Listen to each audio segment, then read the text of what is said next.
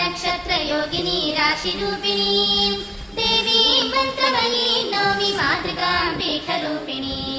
प्रणमामि महादेवीं मातृकां परमेश्वरीं कालहल्लोलकलनाशमकारिणी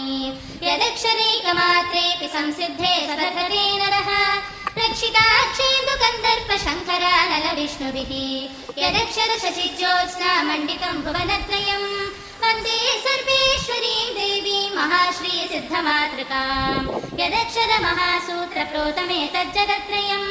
ब्रह्माण्डादिकटाहान्तं तां वन्दे सिद्धमातृकां यदेकादशमाधारं बीजं कोणत्रयोद्भवं ब्रह्माण्डादिकटाहान्तं जगदद्यापि दृश्यते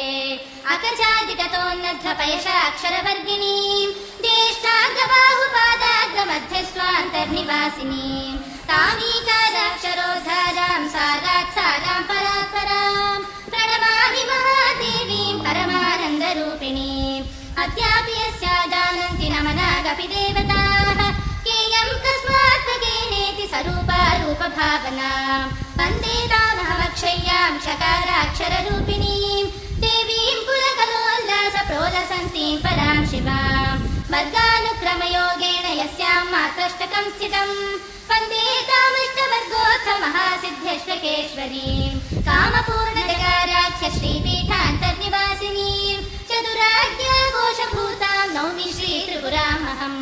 इति द्वादशभिश्लोकैः स्तवनं सर्वसिद्धिकृत् देव्या सखण्डरूपाया स्तवनं तव तद्यतः भूमौ स्खलितपादानां भूमिरेवावलम्बनं त्वयि जातापराधानां त्वमेव शरणं शिवे